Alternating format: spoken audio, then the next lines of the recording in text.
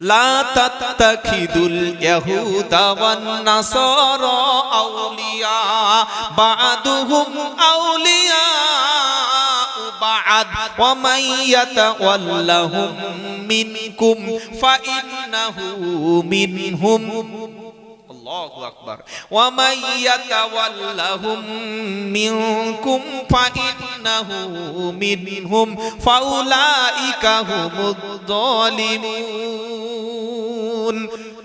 6 নম্বর পারা 16 নম্বর পৃষ্ঠা প্রথম লাইনের 61 নম্বর আয়াতে আমার আল্লাহ পাক সাফ শুনিয়ে দিয়েছে, ইয়া আইয়ুহাল্লাযীনা আমানু লা তাত্তাখিদুল ইয়াহুদা ওয়ান নাসারা আউলিয়া। সূরা মাইদার 51 নম্বর আয়াতে, ও ঈমানদারেরা লা তাত্তাখিদু, তোমরা গ্রহণ করো না, তোমরা মনোনীত করো না কাদেরকে? লা তাত্তাখিদুল ইয়াহুদা ওয়ান নাসারা আউলিয়া, ইহুদি এবং খ্রিস্টান। শুনছেন আপনারা? ইহুদি এবং খ্রিস্টান এই দুই সম্প্রদায়কে তোমরা যেন বন্ধু রূপে মেনে নিও না, তাদের সঙ্গে যেন তোমরা বন্ধুত্ব স্থাপন করো না। তার কারণ কি? আউলিয়া মিন বা'দ, তারা পরস্পরের বন্ধু। ইহুদি এবং খ্রিস্টান তারা পরস্পরের বন্ধু। ইসরায়েল রাষ্ট্র যেটা আছে, আমেরিকা যেটা আছে, তারা পরস্পর একে অপরের কি? জোরে বলেন বন্ধু। আজকের সৌদি আরব আমিরাত, বাহরাইন, কুয়েত, কাতার, এদের বন্ধু কিন্তু ফিলিস্তিন না, এদের বন্ধু কিন্তু আফগানিস্তান না, এদের বন্ধু কিন্তু মুসলিম রাষ্ট্র না।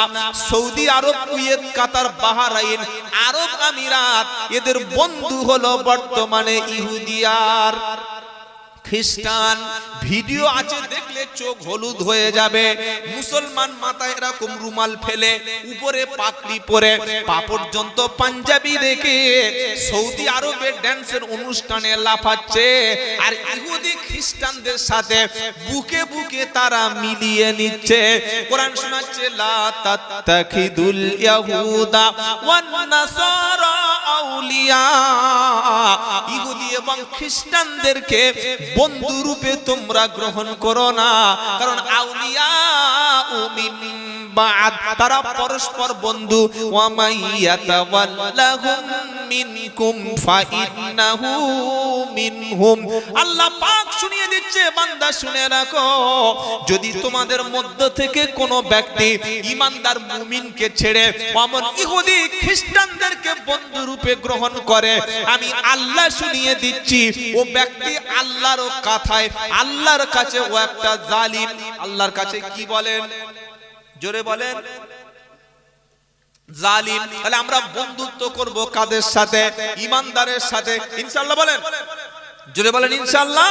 ঈমানদার আল্লাহ ওয়ালার সাথে বন্ধুত্ব করব, এটা আমাদের ঈমানের দাবি। সেই ঈমানদার ব্যক্তি পৃথিবীর যে প্রান্তে থাক, সে আমার দিলে থাকবে, অন্তরে থাকবে, ইনশাআল্লাহ সে আমার অন্তরে থাকবে যে ও ঈমানদার। আল্লাহ পাক আরো শুনিয়ে দিচ্ছে, ইয়া আইয়ুহাল্লাযীনা আমানু। ধরুন আপনার বাপ, আপনার মা, আপনার চাচা, আপনার ভাই, আপনার জামাই, আপনার বন্ধু, আপনার বোনাই, আপনার শালা, আপনার খালু, এই আত্মীয় স্বজনের মধ্যে যদি কেউ আল্লাহ এবং রাসূলের বিরুদ্ধে চলে, আল্লাহ এবং রাসূলের বিরুদ্ধে থাকে, আল্লাহ এবং রাসূলের বিপক্ষে থাকে, তাদেরকে বন্ধু রূপে মেনে নেওয়া যাবে? জোরে বলেন। আমরা অনেক সময় মনে করি, ভাই ও ঠিক আছে, ও আমার আত্মীয় হয়, ও ঠিক আছে, কোনো সমস্যা নাই, আমার জামাই হয়, আমার অমুক আত্মীয় হয়, তার সঙ্গে তো আর সম্পর্ক নষ্ট করতে পারবো না, ওর সঙ্গে কি আর খারাপ ব্যবহার করা যাবে? ওর বাড়িতে আমার মেয়েদের আছে, আমার ফুফুতো বোন হয়, আমার খালাতো ভাই হয়, আমার চাচতো অমুক একটা সম্পর্ক হয়, ওর সাথে সম্পর্ক নষ্ট করা যাবে না। কিন্তু আল্লাহ বলছেন, আল্লাহকে অখুশি করে পৃথিবীর কোন ব্যক্তিকে সন্তুষ্ট করা হারাম। কি বললাম? আল্লাহ অখুশি এমন কোন ব্যক্তির সঙ্গে আমি খুশি করছি, সম্পর্ক করছি যে আল্লাহ সেখানে অখুশি, এই রকম সিচুয়েশনে আল্লাহর বিরুদ্ধে সে আছে, ইসলামের বিরুদ্ধে আছে, কোরআনের বিরুদ্ধে আছে, দ্বীনের বিরুদ্ধে আছে, এমন ব্যক্তির সঙ্গে বন্ধুত্ব রাখা, জোরে বলো, কোরআন শোনাচ্ছে, ইয়া আইয়ুহাল্লাযীনা আমানু লা তাত্তাখিদু আবাআকুম ওয়া ইখওয়ানাকুম আউলিয়া ইনিস্তাহাব্বুল কুফরা আলাল ঈমান ওয়া মান ইয়াতাওয়াল্লাহুম মিনকুম ফাউলাইকা হুমুদ যালিমুন। 10 নম্বর পারা 9 নম্বর পৃষ্ঠা 4 নম্বর লাইন 23 নম্বর আয়াত, সূরার নাম তাওবা। ইয়া আইয়ুহাল্লাযীনা আমানু, ওই ইমানদাররা, বেঈমান কাফেরদের বলছে না, আল্লাহ ইমানদারদের শোনাচ্ছে, কি বলছে? ইয়া আইয়ুহাল্লাযীনা আমানু লা তাত্তাখিদু আবাআকুম ওয়া ইখওয়ানাকুম আউলিয়া, তোমার আব্বা এবং তোমার ভাইদের মধ্য থেকে, তোমার পিতা এবং তোমার ভাইদের মধ্য থেকে তাদেরকে তোমরা আপন বলে, বন্ধু বান্ধব মনে করে তাদেরকে অভিভাবক রূপে গ্রহণ করো না। কাদের? ইনিস্তাহাব্বুল কুফরা আলাল ঈমান, ঈমানের পরিবর্তে কুফরিকে, ঈমানের পরিবর্তে কুফরিকে তোমার বাপ এবং তোমার ভাই, তারা যদি ঈমানের পরিবর্তে কুফরিকে বেশি মোহাব্বত করে, তাদেরকে বন্ধু রূপে মেনে নিও। জোরে বলেন না। যদি তুমি মানো, ফাউলাইকা হুমুদ যালিমুন, আল্লাহর খাতায় তুমি হবে একজন জালিম। আল্লাহর খাতায় কি হবে বলেন? জালিম।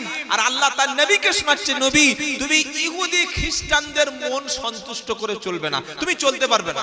অনেক মুসলমান আছে বলে, ভাই মিলেমিশে চলতে হবে, মিলেমিশে চলুন, হিন্দুরা আমাদের ভাইয়ের মতো, একসঙ্গে চলি, একসঙ্গে খাওয়া দাওয়া করি, একসঙ্গে বসবাস করি, সব ঠিক আছে, কিন্তু তাদের দ্বীনের সাথে, তাদের ধর্মের সাথে, তাদের ইলাহার সাথে, তাদের মানে মালিকের সাথে, তাদের মাবুদের সাথে আমাদের মাবুদ কি মিলবে? জোরে বলে, মিলেমিশে চলুন, সম্প্রীতি বজায় রাখুন, ভ্রাতৃত্ব বজায় রাখুন। অমুসলিম বিপদে পড়লে টাকা দিন, তাদের মেয়ের বিয়েতে দাওয়াত করেছে, আপনি খেতে যান, মাংস খাবেন না, কি আছে? তাদের বাড়িতে বিপদ হয়েছে, আপনি সাহায্য করুন। তাদের বাড়িতে জল পড়ছে, পানি পড়ছে, টাকা দিয়ে তাদের ত্রিপল কিনে দিন। তাদের মেয়ের বিয়ে হতে পারছে না, আপনি টাকা দিন। তারা কষ্টে পড়েছে, আপনি সাহায্য করুন। কিন্তু দ্বীনের ক্ষেত্রে, ঈমানের ক্ষেত্রে, ইসলামের ক্ষেত্রে তাদের সঙ্গে আমাদের সম্পর্ক ঈমানের ক্ষেত্রে থাকবে না। মনে থাকবে ইনশাআল্লাহ। এটা আল্লাহ তার রাসূলকে বলে দিচ্ছেন, কি কুল ওয়ালান তারদা আনকাল ইয়াহুদু ওয়ালান নাসারা হাত্তা তাত্তাবিয়া মিল্লাতাহুম কুল ইন্নাল হুদা কুল ইন্না হুদাল্লাহি হুয়াল হুদা ওয়ালা ইন ইত্তাবাআতা আহওয়াহুম বা'দাল্লাযী জাআকা মিনাল ইলম মা লাকা মিনাল্লাহি মিন ওয়ালিয়্যিন ওয়ালা নাসীর। প্রথম নম্বর পারা 17 নম্বর পৃষ্ঠায় 1 নম্বর লাইন 120 নম্বর আয়াত, আল্লাহ পাক তার রাসূলকে বলছে, ও আমার প্রিয় রাসূল, ওয়ালান তারদা আনকাল ইয়াহুদু ওয়ালান নাসারা, ও আমার প্রিয় রাসূল, তুমি ইহুদি এবং খ্রিস্টানদেরকে, ওয়ালান তারদা আনকাল ইয়াহুদু ওয়ালান নাসারা, ইহুদি এবং খ্রিস্টানেরা নবী তোমার উপরে কখনো সন্তুষ্ট হবে না। কথা শুনতে পাচ্ছেন? কথা বুঝে আসছে কি বাবা? আল্লাহ পাক তার হাবিবকে শোনাচ্ছে, হাবিব ওয়ালান তারদা আনকাল ইয়াহুদু ওয়ালান নাসারা, ও আমার হাবিব, ইহুদি এবং খ্রিস্টানেরা কখনো তোমার উপরে সন্তুষ্ট হবে না, কখনো তাদের তুমি সন্তুষ্ট তোমার উপরে পাবে না। কতক্ষণ পর্যন্ত? হাত্তা তাত্তাবিআ মিল্লাতাহুম, ও আমার নবী, যতক্ষণ তুমি ইহুদিদের ধর্ম, খ্রিস্টানদের ধর্ম, তাদের ধর্মীয় আচার আচরণ, তাদের কালচার, তাদের সভ্যতা, তাদের সংস্কৃতি, তাদের ধর্মীয় মতবাদ যতক্ষণ নেবে তুমি মেনে না নেবে, ইহুদি এবং খ্রিস্টানেরা তোমার উপরে কখনো সন্তুষ্ট থাকবে না। যতই তুমি বলো সম্প্রীতি, ও আমার নবী, ইহুদি এবং খ্রিস্টানেরা কখনো তোমার উপরে তারা সন্তুষ্ট থাকবে না যতক্ষণ তাদের ধর্মটা তুমি গ্রহণ না করছো। তবে আমি আল্লাহ তোমাকে শুনিয়ে দিচ্ছি, কুল ইন্না হুদাল্লাহি হুয়াল হুদা। ও আমার প্রিয় নবী, আমি আল্লাহ তোমাকে একটা সঠিক সরল হেদায়েতের রাস্তা বলে দিয়েছি। ওই হেদায়েতের রাস্তার নাম হলো ইসলাম। জোরে বলেন, জোরে বলেন সুবহানাল্লাহ।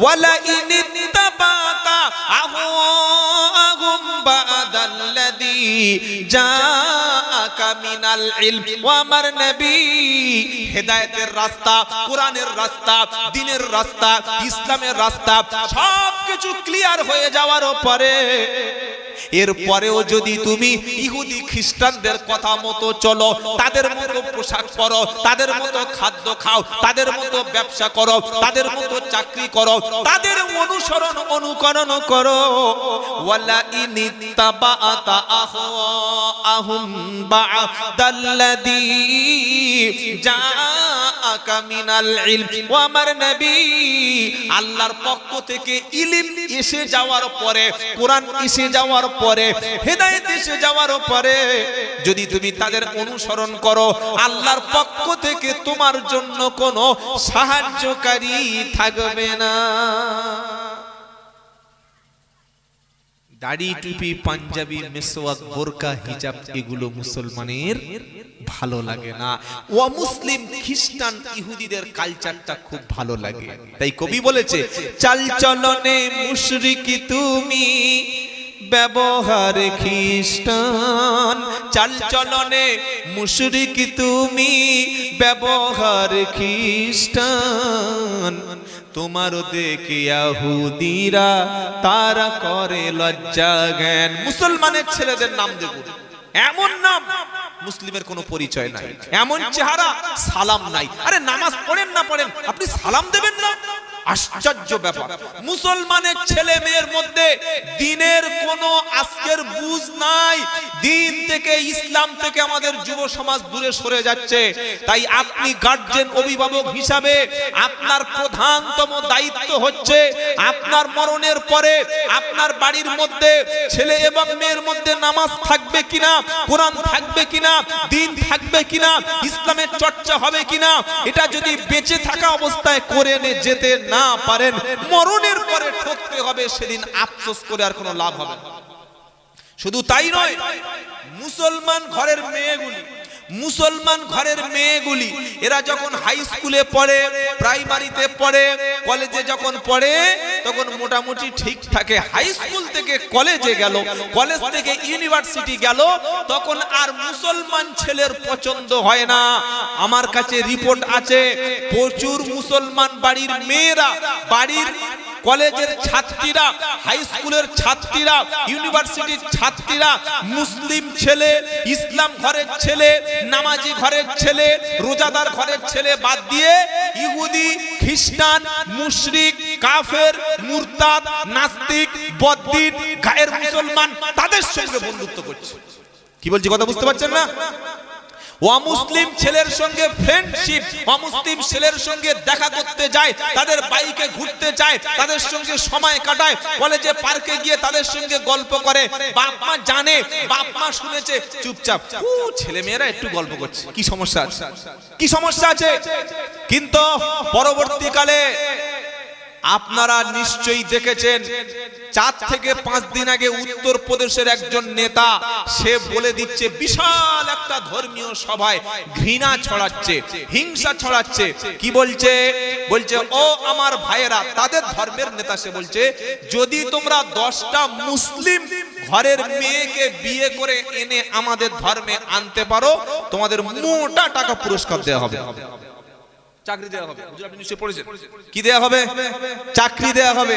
আর আমরা বাপেরা, ভাইয়েরা, মুসলমানেরা বলছে আমার মেয়ে তো কলেজে যাচ্ছে, হ্যাঁ আমার মেয়ে ইউনিভার্সিটি যাচ্ছে, আমার মেয়ে উচ্চ শিক্ষা গ্রহণ করছে। আরে কলেজে যাচ্ছে যাক, ইউনিভার্সিটি যাচ্ছে যাক, হাই স্কুলে যাচ্ছে যাক, তোমার মেয়ে মুশরিক ইহুদি গায়ের মুসলিমের সঙ্গে একই বেডরুমে যাচ্ছে, একই হোটেলে রাত কাটাচ্ছে, একই সঙ্গে ঘুরতে যাচ্ছে, একই পার্কে বসে গল্প করছে, তার সঙ্গে ঘন্টার পর ঘন্টা ফোনে কথা বলছে, মেসেঞ্জারে তার সঙ্গে চ্যাটিং হচ্ছে, তার সঙ্গে রাত্রেবেলা ফোনে কথা বলছে। তুমি হুঁশ নাই? তুমি দেখতে পাচ্ছ না? তুমি সচেতন হচ্ছ না? যেদিন তোমার মেয়েটাকে নিয়ে কাফের মুশরিক বেঈমান বদ্দিন ইহুদি খ্রিস্টানেরা মুশরিক বানিয়ে যখন হারাম রক্ত তোমার মেয়ের পেটে আসবে, আওলাদ যখন হারাম তৈরি হবে, হারামির বাচ্চা যখন তোমার মেয়ের পেটে আসবে, সেদিন আফসোস করে আর কোনো লাভ হবে না। কথা মনে থাকবে ইনশাআল্লাহ। তাই কোরআন সাফ শুনিয়ে দিচ্ছে ওয়ালা তানকিহুল মুশরিকাতি হাত্তা ইউমিননা। 2 নম্বর পারা 14 নম্বর পৃষ্ঠা 6 নম্বর লাইন 221 নম্বর আয়াত। আল্লাহ বলছে ততক্ষণ পর্যন্ত তুমি কোন মুশরিক গায়ের মুসলিমকে বিয়ে করো না, মহিলাকে, যতক্ষণ সে ঈমান গ্রহণ না করে। ওয়ালা তুনকিহুল মুশরিকিনা হাত্তা ইউমিনু।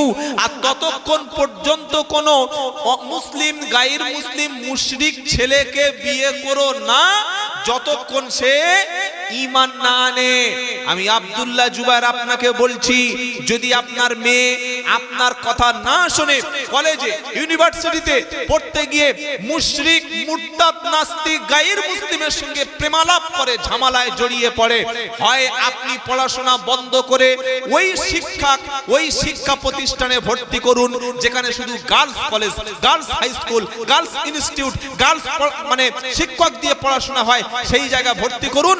আর যদি দেখতে পান আপনার মেয়ে মুশরিকদের সঙ্গে, নাস্তিক বেঈমানদের সাথে গায়ের মুসলিমের সঙ্গে চলে যাচ্ছে, তাহলে আপনি ফিরিয়ে আনুন। আনবো ইনশাআল্লাহ, আনবো ইনশাআল্লাহ। আর মুসলমানরা এখন সবাই চিন্তিত কি হবে, ইসাইয়ার হবে। আহা, ভয়ে ঢুকে গেছে। এই পর্যন্ত পশ্চিম বাংলায় 10 জন সুইসাইড করেছে। কজন বললাম? 10 জন। কিসের লেগে? SIR এর ভয়ে। আরে ভাই আমরা তো বাংলাদেশি প্রোডাক্ট না। কি আপনাদের মধ্যে বাংলাদেশি কেউ আছে নাকি? আরে হ্যাঁ বান একটা বলুন। হ্যাঁ বললে তবে তো বুঝবো যে আপনি ইন্ডিয়ান মাল। বাংলাদেশি হলে তো মুখ ছোট হয়ে যাবে। কি বুঝলেন? আমাদের যারা ভয় দেখাচ্ছে, বললো বিহারে SIR করে বাংলাদেশি অনুপ্রবেশকারী বার করে দেব। খুব খুব ভালো, ভেরি গুড। কিন্তু বিহারে SIR এ যত লোকের নাম বাদ গেল, পরিসংখ্যান দেখুন, তার মধ্যে কজন বাংলাদেশি আর কজন রোহিঙ্গা মুসলিম ছিল।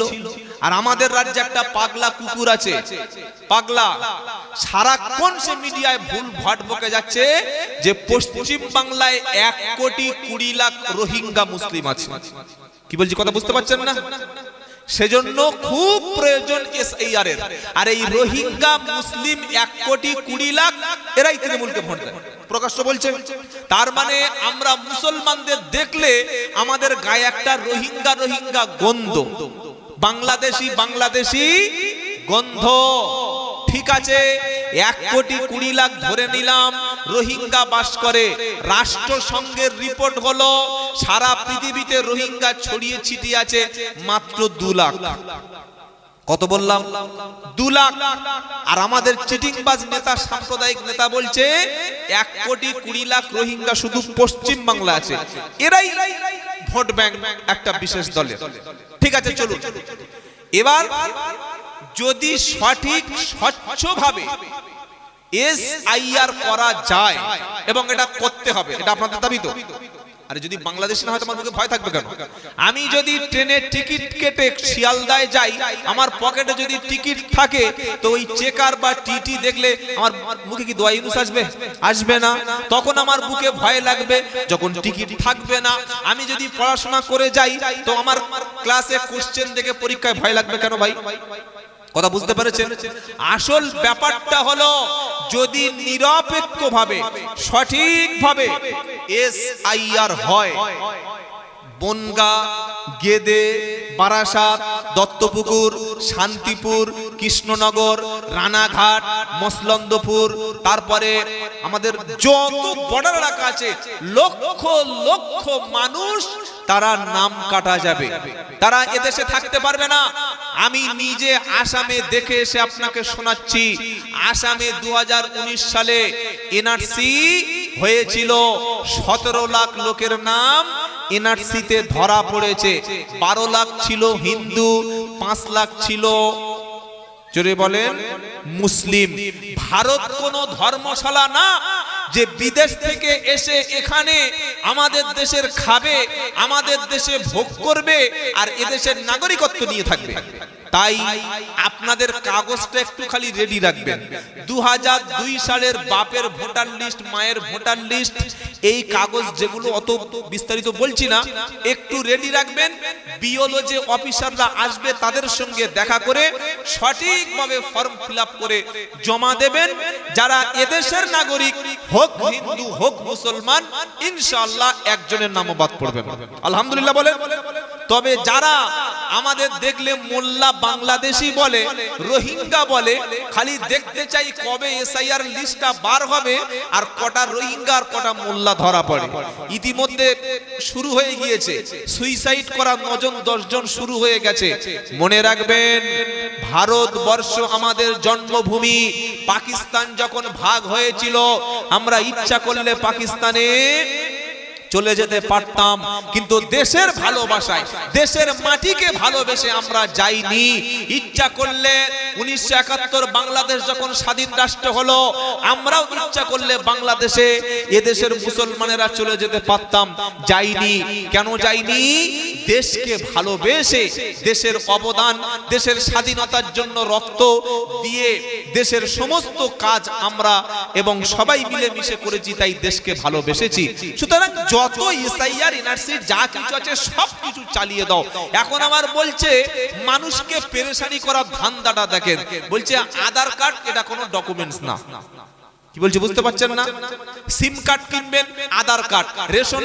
রেশন তুলতে যাবেন, আধার কার্ড। বাচ্চা জন্মের পরে আধার কার্ড লাগবে, মরে গেলে আধার কার্ড, হসপিটালে আধার কার্ড, প্যান কার্ডের সঙ্গে আধার কার্ড, ড্রাইভিং লাইসেন্সের সঙ্গে আধার কার্ড। আধার কার্ডটা কোন জায়গায় নেই খালি বলুন, কোন জায়গায় নেই? এত কোটি কোটি কোটি কোটি টাকা খরচ করে হাজার হাজার লোকের লাইনে দাঁড় করিয়ে রেখে বলছে আধার কার্ড এটা পরিচয় পত্র না। তাহলে ভোটার কার্ড বলছে এটাও না, রেশন কার্ড এটাও না, প্যান কার্ড এটাও না। এগুলো মানুষের পেরেশানি, এগুলো মানুষের হয়রানি। আসলে সরকার যখন জালিম, সরকার যখন মানুষকে কাজ, রুটি রুজি, খাবার, মাকান, বাসস্থান দিতে পারে না, তখন মানুষকে পেরেশানি করার জন্য লাইনে দাঁড় করিয়ে দেয়। তো যাই হোক, যেটা আল্লাহর পক্ষ থেকে হচ্ছে এটা আমাদের জন্য ভালোর জন্য হচ্ছে, এতে ঘাবড়ানোর কারণ নাই। কি আপনারা ঘাবড়ে যাচ্ছেন নাকি? আবার অনেকে বাড়িতে দড়ি টড়ি কিনে, বিষ কিনে রাখেননি তো, যে নাম না আসলে আবার গলায় দড়ি দেবো, এরকম চিন্তা ভাবনা নেই তো?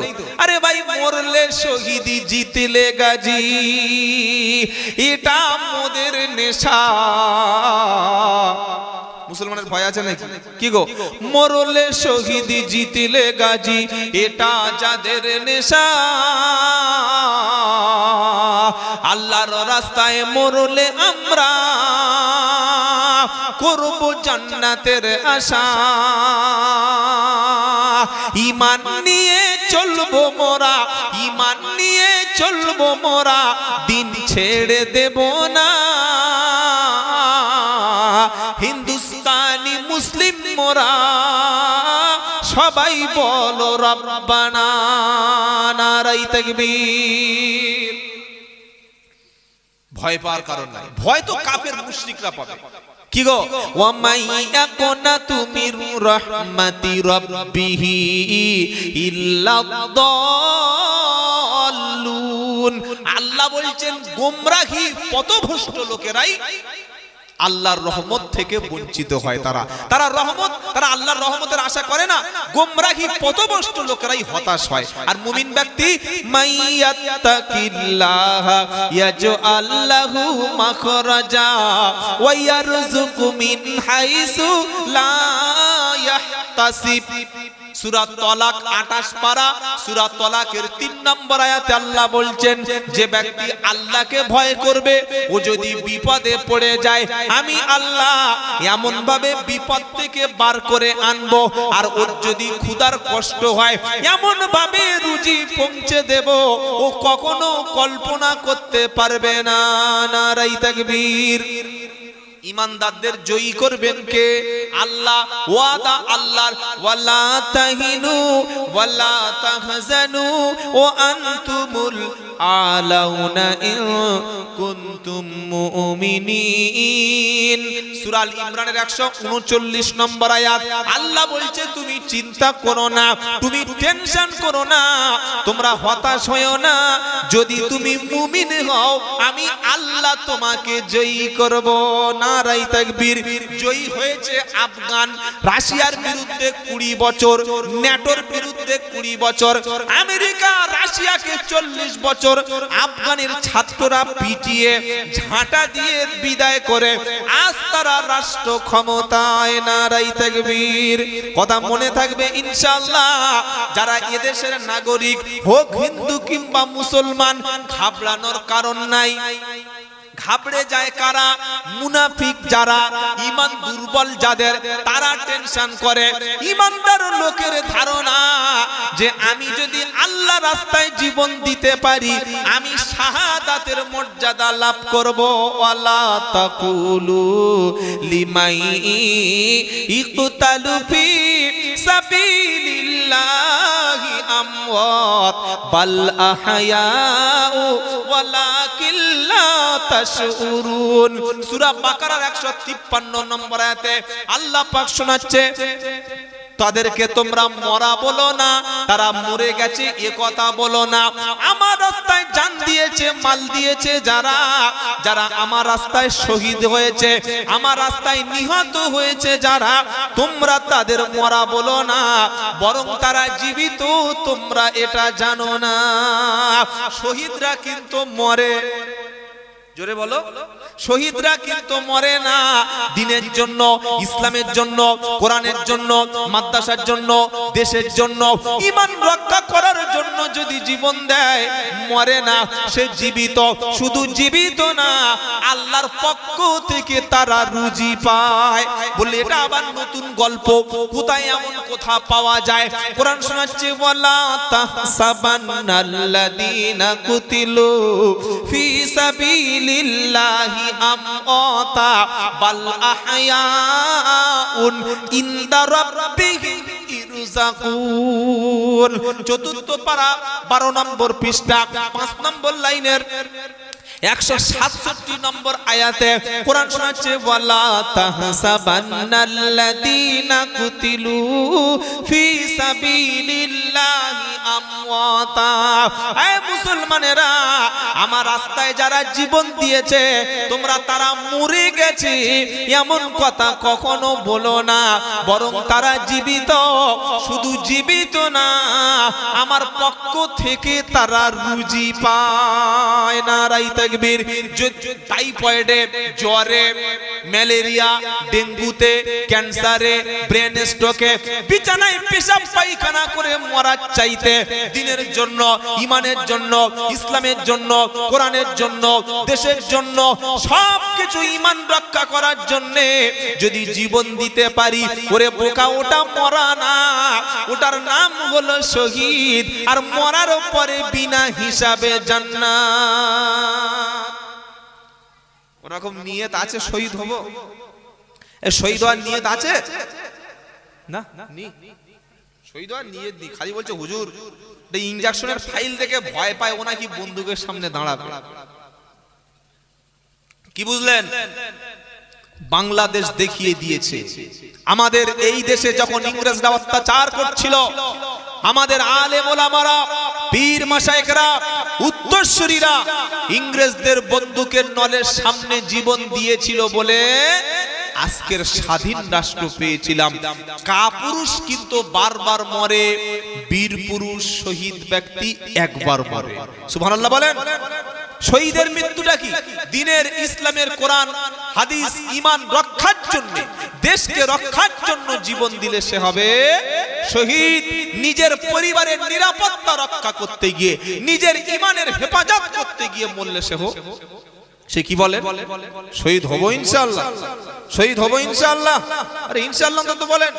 আল্লাহর নবী সাল্লাল্লাহু আলাইহি ওয়াসাল্লাম বলেছেন, কেউ যদি শহীদের মৃত্যু কামনা করে আর তার মৃত্যুটা যদি শহীদের নাও হয়, আল্লাহ তাআলা তাকে শাহাদাতের মর্যাদা নসিব করবেন। সুবহানাল্লাহ বলেন। আর কোন মুসলমান যদি শাহাদাতের মর্যাদা না চায়, শহীদের মৃত্যু কামনা না করে, ওর মৃত্যুটা হবে মুনাফিকের মৃত্যু, মুনাফিকের মৃত্যু। অনেকে বলেন, হুজুর আপনি তো মাইকে খুব বড় বড় ভাষণ দিচ্ছেন, আপনার বুকে যদি কেউ বন্দুক ধরে, আপনার যদি কেউ ফাঁসিতে লটকে দেয়, আপনার বিরুদ্ধে যদি মামলা হয়, আরে আমরা আলেমরা তো ওই রাস্তাটা চাইছি, শাহাদাতের রাস্তা, শহীদের রাস্তা, আল্লাহ রাস্তায় জীবন দেব বলে নিয়ত করে তো আমরা ময়দানে নেমেছি। ইনশাআল্লাহ বলেন। যদি ফাঁসি হয়, গুলি হয়, জেলখাটা হয়, দেশান্তরী হয়, ওটা আমার জন্য অপমান না, ওটা আমার জন্য মর্যাদার। কারণ শহীদের মৃত্যু পিঁপড়ের কাটার যন্ত্রণার চাইতে বেশি কিছু নয়। সুবহানাল্লাহ বলবেন না? দেশের অনেক আলেম ওলামাকে দেশ ছাড়তে হয়েছে।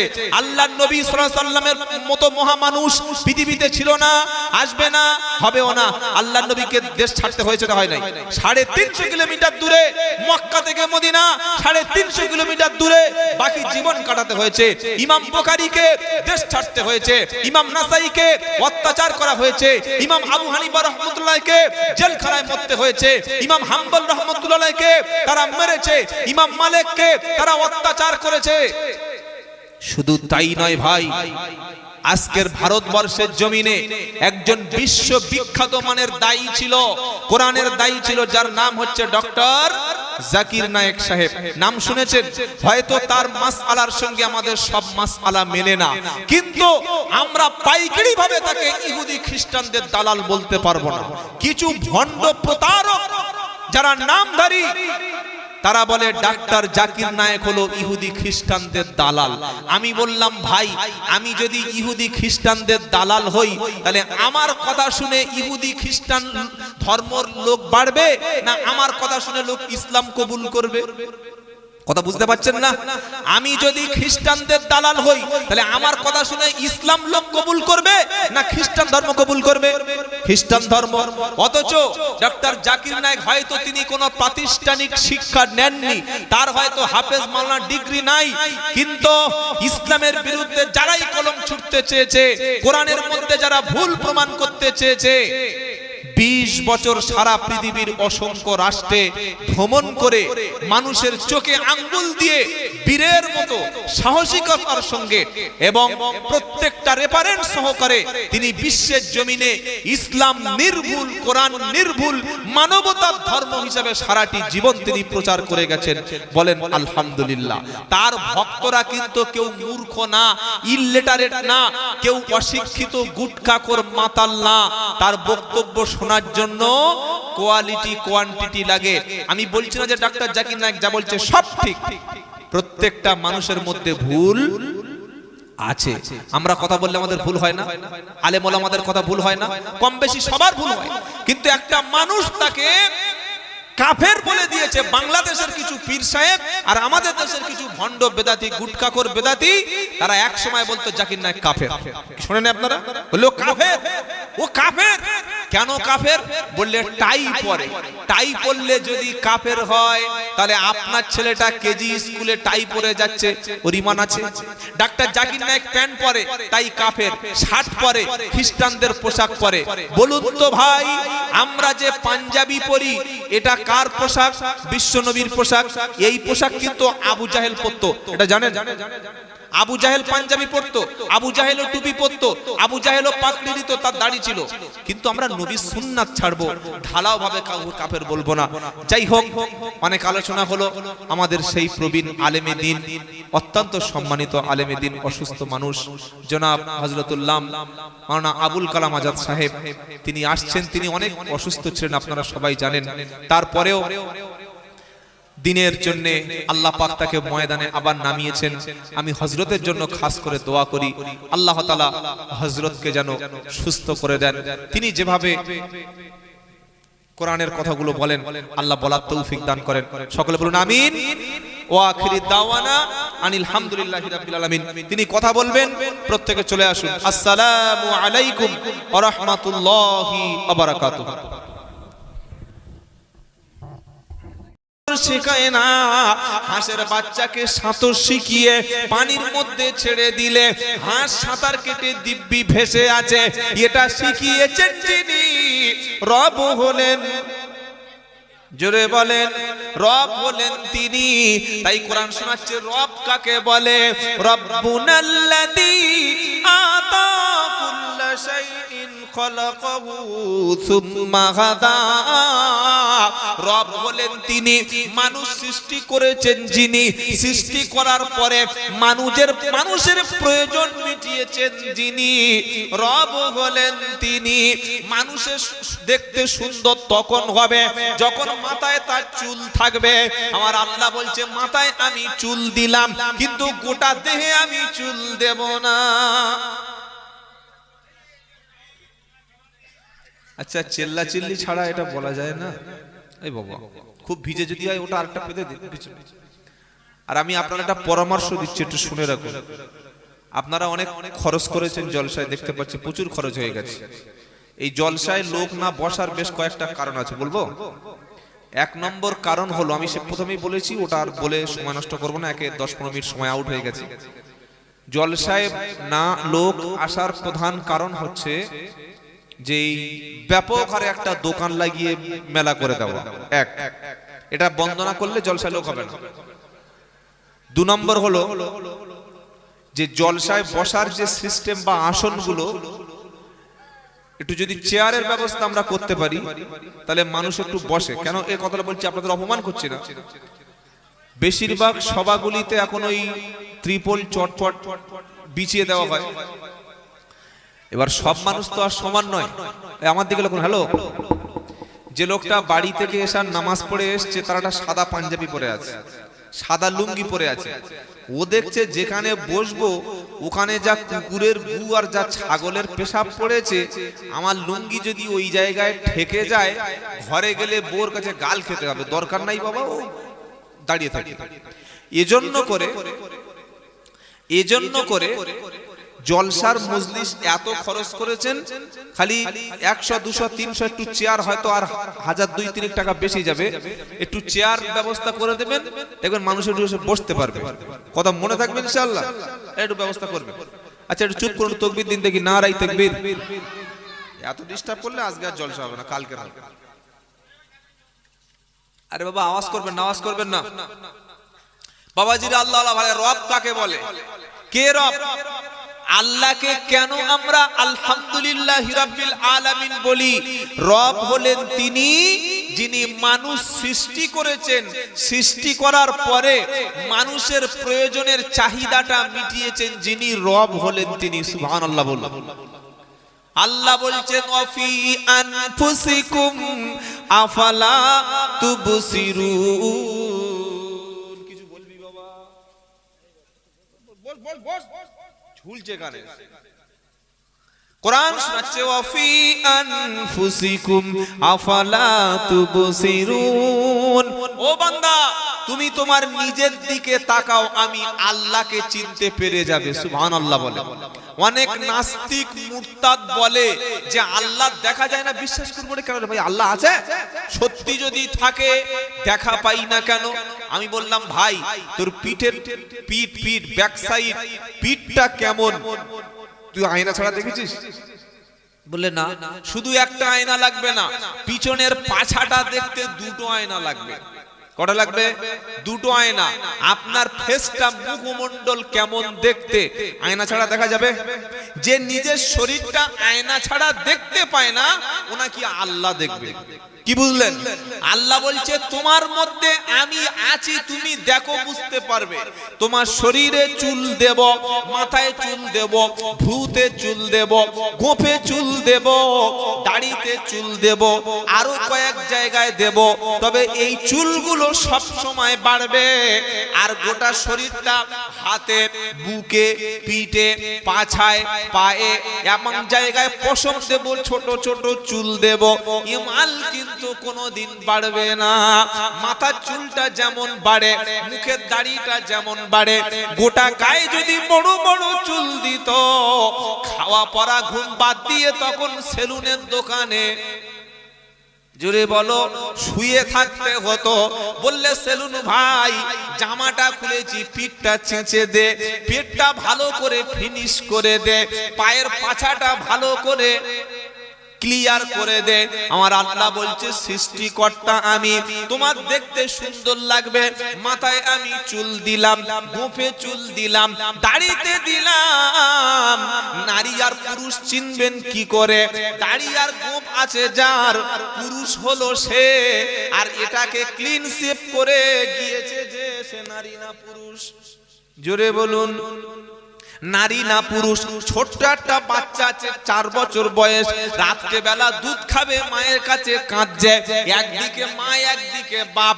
যখন বাপের বুকে হাত দিয়েছে, মায়ের বাপের মুখটা পুরো প্লেন সমান, আবার মায়ের মুখে যখন হাত দিয়েছে সেও দেখছে স্লিপ মারছে, ভাবছে দুধটা কোথায় পাবো। ও যখন হাতটা দিয়েছে বাপ বলছে হাত দিচ্ছে, হাত ধরা, দেখতে পাচ্ছেন তোর বাপ। এটা হচ্ছে লজ্জা আমাদের জন্য। পুরুষের পুরুষত্ব এটা বজায় থাকবে দাড়ি এবং গোঁফে। তাই এত বড় 7 হাত না হোক, রবীন্দ্রনাথ ঠাকুরের মতো 1.5 ফুট দাড়ি না হোক, আলেম ইমাম সাহেবের মতো এত বড় না হোক, মিনিমাম 1 মুষ্টি দাড়ি রাখা ওয়াজিব। 1 মুষ্টি দাড়ি রাখা ওয়াজিব। রাখবো ইনশাআল্লাহ। ইনশাআল্লাহ বলেন। মরে গেলে তো আর টুপি কবরে যাবে না, পাঞ্জাবি যাবে না, লুঙ্গি যাবে না, তাসবি যাবে না, কিচ্ছু যাবে না। বিশ্ব নবীর সুন্নাত এবং নবীর হুকুম ওয়াফুল্লুহা, তোমরা দাড়িটাকে ছেড়ে দাও, দাড়ি লম্বা করো। আমার আল্লাহওয়ালা ভাইরা, আমি আজকে রাতে যদি আমার মৃত্যু হয়, আমি দাড়ি নিয়ে যেন কবরে যেতে পারি। আল্লাহ তৌফিক দেন, সকলে বলুন আল্লাহুম্মা আমিন। আবার কিছু কিছু লোক দাড়ি রাখে আর গোঁফও রাখে। কি বলছি কথা বুঝতে পারছেন না? দাড়ি আছে, গোঁফও আছে, গোঁফের সাইজ একদম এখান থেকে এই পর্যন্ত এসে পড়েছে। ও হাসছে না কাঁদছে, মালছে না, আর উপায় নাই। এটা সুন্নাতের খেলাফ। ইসলাম কি বলছে? মুশরিক, তাদের বিরোধিতা করো। মুশরিক চিনবেন কিভাবে?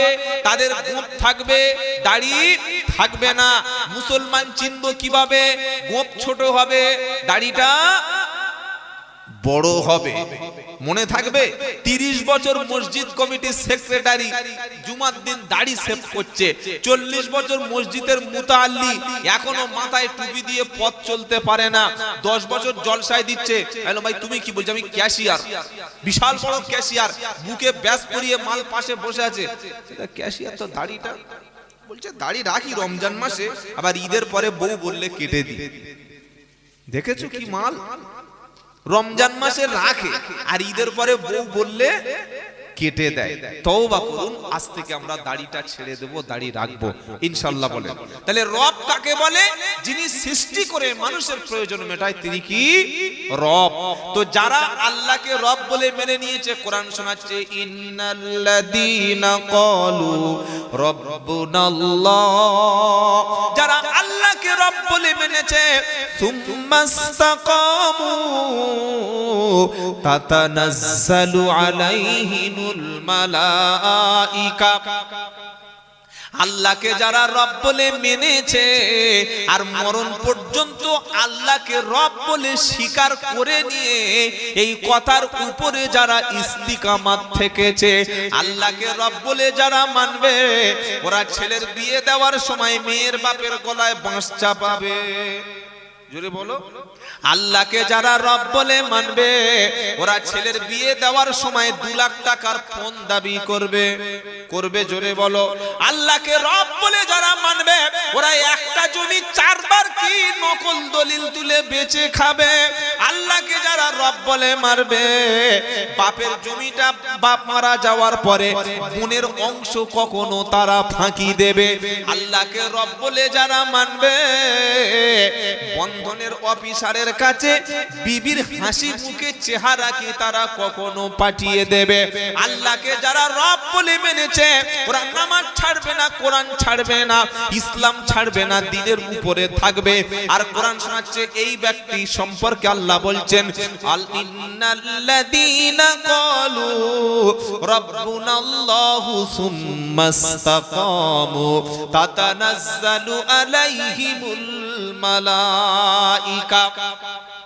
নিশ্চয়ই যারা আল্লাহকে রব বলে মেনেছে আর এই কথার উপরে যারা জমেছিল, আমি আল্লাহ তাদের শোনাচ্ছি, তাতানাজ্জালু আলাইহিমুল মালাইকা, ওদের মরণের সময় আমার পক্ষ থেকে আল্লাহকে রব বলে মেনে নেওয়া ব্যক্তির কাছে ফেরেশতা নাজিল হবে।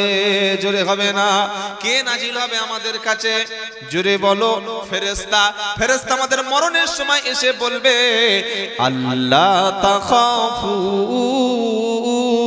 ওয়ালা তাহজানু, হে ঈমানদার ভয় পেও না, চিন্তা করো না। ওয়া উবশিরু বিল জান্নাতিল্লাতী কুনতুম তুআদুন, আল্লাহ তোমাদের যে জান্নাতের ওয়াদা করেছিল, তোমরা ঈমান এনেছো আর আল্লাহর পথে অবিচল ছিলে, দ্বীনের পথে ইসলামের উপরে তুমি অবিচল ছিলে, তাই আমি ফেরেশতা শুনিয়ে দিচ্ছি, তোমাদের জান্নাতের সুসংবাদ শুনিয়ে দিলাম। সুবহানাল্লাহ। এখন বলবেন না, মাসখানেক পরে বলবেন। জোরে বলেন। যদি ঈমানের উপরে ইসলামের উপরে চলতে পারি, আমাদের মরণের সময় ফেরেশতা এসে কি বলবে? ভয় পেও না, চিন্তা করো না।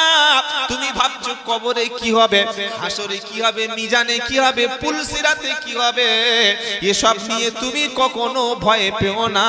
আর তুমি মরণের পরে তোমার ছেলে, তোমার মেয়ে, তোমার ব্যবসা বাণিজ্য, তোমার আত্মীয় স্বজনের কি হবে, এটা নিয়ে মানুষ মরণের সময় চিন্তা করে। আহারে আমার মেয়েটার কে দেখবে, মেয়েটা বড় হয়ে গেছে, বিয়ে দিতে পারলাম না, ছেলেটার চাকরি নাই, ব্যবসা নাই, বাণিজ্য নাই, ভালো দোকান একটা কিনতে পারলাম না, আমার মরণের পরে আমার সন্তানদের কি হবে। কোরআন শোনাচ্ছে, এটা নিয়ে চিন্তা করে অনেকে। ফেরেশতা বলবে, তাতানাজ্জালু আলাইহিমুল মালাইকা, হে বান্দা তুমি ভয় পেও না, তুমি চিন্তা করো না, তুমি যে দিকে যাচ্ছ ওই জান্নাতের দিকে, আল্লাহর জান্নাতের দিকে চলো, মরণের পরে ভয় নাই। আর তোমার মরণের পরে তোমার ফ্যামিলির যারা আছে তাদের কোনো চিন্তা নাই। নারায়ে তাকবীর। বললে হুজুর কেন ভয় নাই? ফেরেশতারা এবার ঈমানদার মুমিনদের বলবে, নাহনু আউলিয়া উকুম ফিল হায়াতিদ দুনিয়া ও ফিল আখিরাহ, হে বান্দারা ভয় করো না, আমরা দুনিয়াতে তোমাদের বন্ধু ছিলাম আর আখিরাতে কবরে তোমাদের বন্ধু থাকবো। যেদিন হাসরের ময়দান থেকে তুমি উঠবে, হাসরের ময়দান থেকে পুলসিরাত পার করাবো, জাহান্নামের পুলসিরাতটা পার করে সব জায়গায় তোমার সাথী হব। যতক্ষণ তুমি জান্নাতি না হবে, আমরা ফেরেশতারা তোমাদের সাথী হব। জোরে বলো সুবহানাল্লাহ। যদি ফেরেশতাদের সাথী করতে চাই, তাহলে নামাজি ঈমানদারের সঙ্গে সাথী হব ইনশাআল্লাহ। বলেন, কারণ কোরআন শোনাচ্ছে, ইয়া আইয়ুহাল্লাযীনা আমানুত্তাকুল্লাহা ওয়া কুনু মা'আস সাদিকিন। সূরা তাওবা 11 নম্বর পারা 5 নম্বর পৃষ্ঠা 5 নম্বর লাইন 119 নম্বর আয়াত, ইয়া আইয়ুহাল্লাযীনা আমানুত্তাকুল্লাহা ওয়া কুনু মা'আস সাদিকিন। এই ঈমানদারেরা আল্লাহকে ভয় করো আর সৎ ব্যক্তিদের সাথে থাকো, নেককার ব্যক্তিদের সাথে থাকো।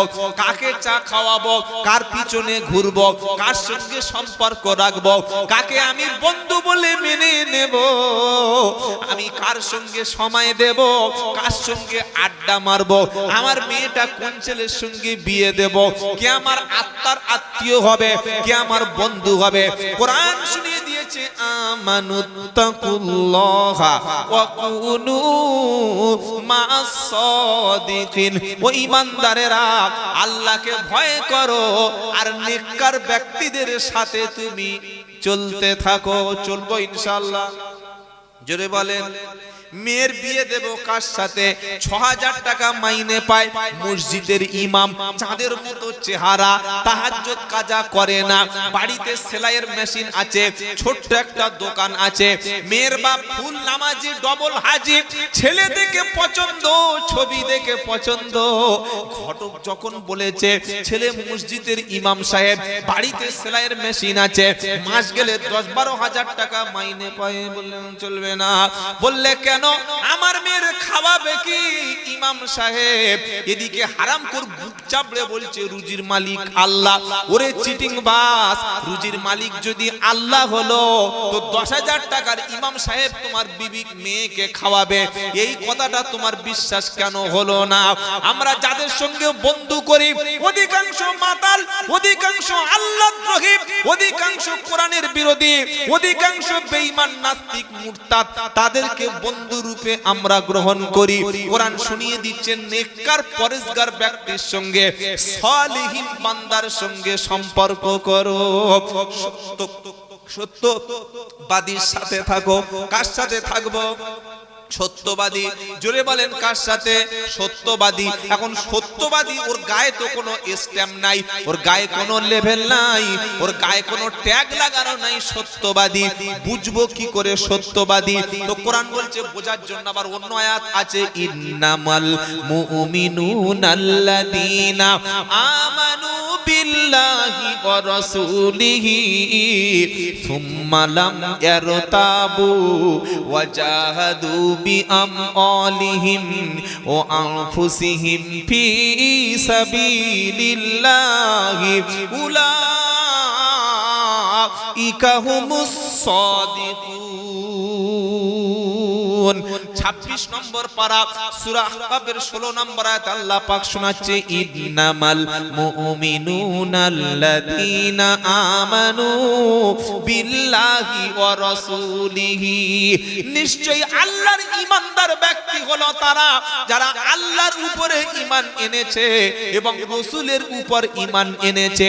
সুম্মা লাম ইয়ারতাবু, আর ঈমান আনার ব্যাপারে তারা কোনো রকমের সন্দেহ পোষণ করে না। ঈমান আনার পরে কোনো সন্দেহ পোষণ করে না। তারপরে কি? ওয়াজাহাদু বিআমওয়ালিহিম ওয়া আনফুসিহিম ফি সাবিলিল্লাহ। আর আল্লাহ রাস্তায় জান এবং মাল এ দুটো দিয়ে সংগ্রাম করে যারা। প্রথমে ঈমান আনে আল্লাহর উপরে, তারপরে রাসূলের উপরে। ঈমান আনার পরে ঈমানের ব্যাপারে কোনো সন্দেহ থাকে না। আর ৩ নম্বর হলো জান এবং মাল এ দুটি আল্লাহ রাস্তায় দিয়ে সংগ্রাম করে যারা। কোরআন শোনাচ্ছে উলাইকা হুমুস সাদিকুন, ওরাই হলো সত্যবাদী। নারাই তাকবীর। ছেলের বিয়ে দিয়েছে, মেয়ের বিয়ে দিয়েছে কাঁচা বেনামাজির সাথে। কিসের আশা করতে পারে? এখন আগে বেনামাজি ছিল, এখন মাল খায়, মদখোর। মেয়ের মারছে, ইমাম সাহেবের কাছে রাতে এসে বলছে হুজুর ঠিক করে দাও। কি ঠিক করবে? বললে মেয়েটার জন্য একটা তাবিজ দাও। বলুন তো ভাই, কোন মাতালকে মাতলামি ছাড়ানোর জন্য তাবিজে কাজ হবে বলে মনে হচ্ছে? ও তাবিজটা দেওয়ার দরকার ছিল বাচ্চা বয়সে, যেদিন ছোট ছিল সেদিন কোরআন ওকে পড়ানোর দরকার ছিল, কোরআন বোঝানোর দরকার ছিল, কোরআনের মক্তবে পাঠানোর দরকার ছিল। তাহলে তো আর মালখোর হতো না, তাহলে তো আর বেনামাজি হতো না, তাহলে তো আর বদ্দিন হতো না। সেদিন ওকে কোরআন থেকে, মক্তব থেকে, দিন থেকে, ইসলাম থেকে দূরে সরে রাখা হলো। এখন মদখোর রাত্রেবেলা মাল খেয়ে এসে মেয়ের উপরে রাত্রে অত্যাচার করে। মেয়ে ফোন করে বলছে ও আব্বা আমার মেরে দেবে, বলছে নিয়ে যাও না। বললে মা তুই রাত্রেবেলা পালিয়ে চলে আয়। থানায় আসার সময় একটা কমপ্লেন করে আয়। কমপ্লেন করে বাড়ি চলে আসলো। এবার ছুটে এসছে হুজুর তাবিজ দেবে, তাবিজ কানে কানে বলছে তাবিজ হবে। কিসের তাবিজ? বলছে মাল খোরের তাবিজ, আমার মেয়েটা যেন সংসার করতে পারে সেই তাবিজ দাও।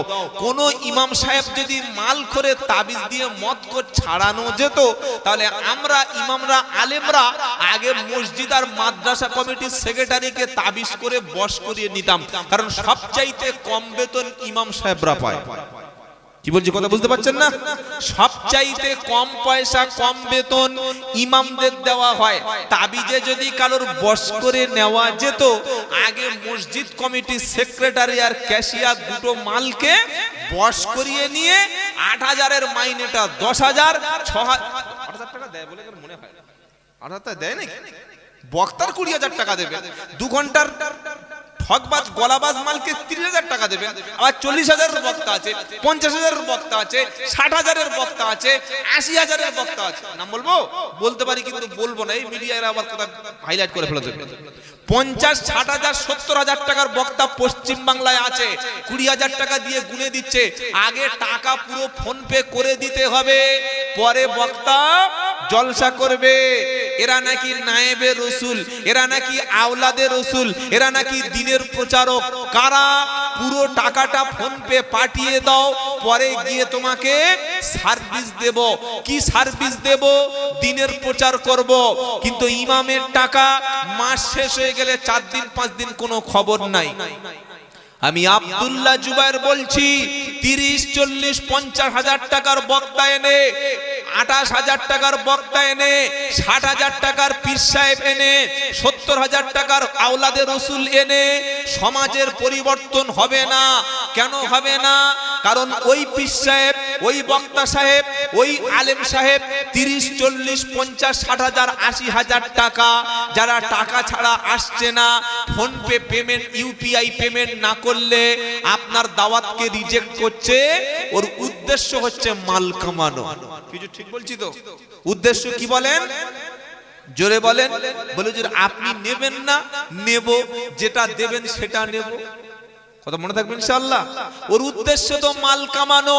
মাথায় টুপি হবে, মুখে দাড়ি হবে, পাঞ্জাবি হবে, নামের আগে আওলাদ লেখা থাকবে, নামের আগে আন্তর্জাতিক মুফাসসির লেখা থাকবে। কিন্তু এগুলো সমাজের আই ওয়াশ, সমাজকে ধোঁকা দেওয়ার ধান্দা। কবি বলছেন, এ হাল তেরা জাল হ্যায়, मकसद तेरा माल है कि आजब तेरा चाल है, लाखों को अंधा कर दिया। কথা বুঝে এসেছে বাবাজি? এ হাল তেরা চাল হ্যায়, মকসদ তেরা মাল হ্যায়। টাকা বেশি দিলে তখন ২,০০০ টাকা দোয়াটা ২০ মিনিট, আর ৫০ টাকা আল্লাহুম্মা আমিন শেষ হয়ে গেল। ৩,০০০ টাকা দিলে দোয়া আরো লম্বা হবে। যত মুরিদ ভক্ত যার যত বেশি নজরানা দেবে, তার মাথায় হাত আর মুসাফাটা তার বাড়বে। কিন্তু হাক্কানি পীরেরা, হাক্কানি ওলিরা যারা আমাদের দেশে দিন প্রচারের জন্য এসেছিল, টাকা, অর্থ, সম্পদ, সম্মান, ডিগ্রি, মাল এগুলোর পিছনে তারা ছুটতেন না। তাদের উদ্দেশ্য ছিল আল্লাহর জমিনে দিন প্রচারের জন্য আমরা জীবন দিয়ে দেব। দিয়েছেন, সম্মান আল্লাহ তাদের দিয়েছেন। আব্দুল কাদের জিলানী রহমতুল্লাহ আলাইহি, খাজা মঈনুদ্দিন চিশতি রহমতুল্লাহ আলাইহি, নিজামউদ্দিন আউলিয়া রহমতুল্লাহ আলাইহি, আশরাফ আলী থানভী রহমতুল্লাহ আলাইহি, বুশরাত আল্লামা রুহুল আমিন রহমতুল্লাহ আলাইহি, মুজাদ্দিদ জামান আবু বকর সিদ্দিক রহমতুল্লাহ আলাইহি, সুফি ফতেহ আলী ওয়াইসি হুজুর রহমতুল্লাহ আলাইহি। কি ভাই ঠিক বলছি না ভুল বলছি? টাকার পিছনে ছড়ে নাই। এখন এমনও বক্তা আছে টাকা ফোন পে করে তুলে নিয়ে আর ফোন তুলছে না। একই চিটিং বাস। আমি দিনাজপুরে গেলাম, ৪০০ কিলোমিটার রাস্তা আমার বাড়ি থেকে, প্রায় ১২ ঘন্টা রাস্তা। গিয়ে বললে, হুজুর এই বক্তাটার ফোন নাম্বার আছে, আপনি এর চেনেন? এখন আমি তার সঙ্গে সম্পর্ক আছে সেই বক্তার সাথে, আমি বলতে পারছি না যে চিনি না। ভাই চিনি, কিন্তু অনেকদিন হলো আর মানে ঘুরিয়ে যেতে হচ্ছে, খুব একটা যোগাযোগ নাই। কেন? বললে ৩০,০০০ টাকা নিয়ে মালটা আমাদের জলসায় আসে নাই, খুঁজি পেলে ওকে হাদিয়া দেব। কথা বুঝতে পারছেন? তাহলে এই যে সমাজে আইওয়াশ করছি, বললে কেরাম বক্তা, বললে বিশাল বড় বক্তা। কত বড়? ৮ ফুট ১০ ফুট হবে নাকি? বললে না, সাইজ ঠিক আছে কিন্তু মালটার ভালো চাহিদা আছে। না ভাই, কবি বলে দিয়েছে, এ হাল তেরা জাল হ্যায় मकसद तेरा माल है कि आजब तेरा चाल है लाखों को अंधा कर दिया। এই যে জামা টুপি দাড়ি পাঞ্জাবি জুব্বা বিশাল মূর্তি ধারণ করে এসেছে তাকবীর দিতে দিতে, এগুলো হচ্ছে জাল, এগুলো মানুষের আই ওয়াশ করা। আসল উদ্দেশ্য কি? মাল কামানো। তাই ইমামের বেতন বাড়িয়ে দিন, যোগ্য ইমাম মসজিদে রাখুন, যোগ্য মুয়াজ্জিন সাহেব মসজিদে রাখুন। একটা ইমাম দিয়ে যদি আপনার মহল্লার সব বাচ্চাদের, সব ছেলেদের, সব মেয়েদের কোরআন শিক্ষা একজনের দ্বারায় যদি অসম্ভব হয়, প্রয়োজনে আরেকটা ইমাম আরেকটা আলেম মসজিদে রাখুন। মাসে 20,000 টাকা মসজিদে ইমামের পিছনে খরচ করলে দুটো আলেম পাওয়া যাবে। দুটো আলেম পাওয়া গেলে সমাজের বাচ্চারা কোরআন শিখবে, বয়স্করা কোরআন শিখবে, বাড়ির ছোট মেয়েরা কোরআন শিখবে, সিনিয়র সিটিজেন কোরআন শিখবে, ইয়ং সোসাইটি কোরআন শিখবে, নামাজ শিখবে, দিন শিখবে, ইসলাম শিখবে। সবাই যখন কোরআন শিখবে, সবাই যখন নামাজ পড়তে পারবে, সবাই যখন ইসলামের বেসিক নলেজটা জেনে যাবে, তখন আব্দুল্লাহ জুবায়েরকে আরেকটা বক্তাকে টাকা দিয়ে আর চিৎকার করানোর দরকার হবে না। তাই আমরা খুব চালাক, বললাম ভাই জলসাটা কায়েম রাখবেন বাবা, কিয়ামত পর্যন্ত কায়েম রাখবেন, তা না হলে আমি খাবো কি করে? আমি তো আর ওই রাস্তায় কাজ করতে পারবো না। কি বুঝলেন? আল্লাহ আমাদের হক কথাটা মেনে নেওয়ার তৌফিক দান করেন। সকলে বলুন আল্লাহুম্মা আমিন। কোরআন আমাদের কাছে পরিষ্কার করে তাই বলে দিয়ে গেছে, ওই কিয়ামতের মুসিবতের দিন আল্লাহ তার বান্দাকে, ফেরেশতারা বলবে তোমার ভয় নাই, তুমি চিন্তা নাই। কেন ভয় নাই? তুমি দ্বীনের উপরে, ঈমানের উপরে, ইসলামের উপরে মজবুত ছিলে, অটল ছিলে। জোরে বলুন সুবহানাল্লাহ। তাহলে আমরা বন্ধুত্ব করব কাদের সাথে? আল্লাহওয়ালাদের সাথে। আল্লাহ পাক আবার বলে দিয়েছে, ইয়া আইয়ুহাল্লাযীনা আমানু, ভালো আমল করেছিলে, ঈমান ছিল, নামাজ ছিল, আমি আল্লাহ, আল্লাহর পক্ষ থেকে ফেরেশতা এসে তোমাকে সালাম জানাচ্ছি, আল্লাহর পক্ষ থেকে শান্তি বর্ষণ হোক। আর তুমি যে আমল করেছিলে, এই আমলের কারণে তুমি চলো আল্লাহর জান্নাতে। জোরে বলুন না সুবহানাল্লাহ। শুধু সালাম দেবে না, ঈমানদার ব্যক্তির রূহটা যখন বার হতে যাবে, ওই সময় আল্লাহর ফেরেশতা ঈমানদার ব্যক্তিকে জান্নাতের সুসংবাদ শোনাবে। নারায়ে তাকবীর। বললে হুজুর ঈমানদারের জান্নাতের সুসংবাদ শোনাবে কে বলেছে বলো? কোরআন শোনাচ্ছে, ইন্নাল্লাযীনা ক্বালু রাব্বুনাল্লাহু সুম্মা ইসতাকামু তাতানাজ্জালু আলাইহিমুল মালাইকা আল্লা তাখাফু ওয়ালা তাহজানু আবশিরু বিল জান্নাতিল্লাতী কুনতুম তুআদুন নাহনু আউলিয়াউকুম ফিল হায়াতিদ দুনিয়া ওয়া ফিল আখিরাহ। সূরা হামিম সাজদা 24 নম্বর পারা 19 নম্বর পৃষ্ঠা 3 নম্বর লাইনে 30 নম্বর আয়াত। আল্লাহ পাক শোনাচ্ছে, ইন্নাল্লাযীনা ক্বালু রাব্বুনাল্লাহ, যারা বলে আল্লাহ আমাদের রব। আমাদের রবকে, আমাদের রবকে আল্লাহ আমার রব, ওই রবি আমার সব। আল্লাহ আমার রব, ওই রবি আমার সব। যারা বলে ইন্নাল্লাযীনা ক্বালু রাব্বুনা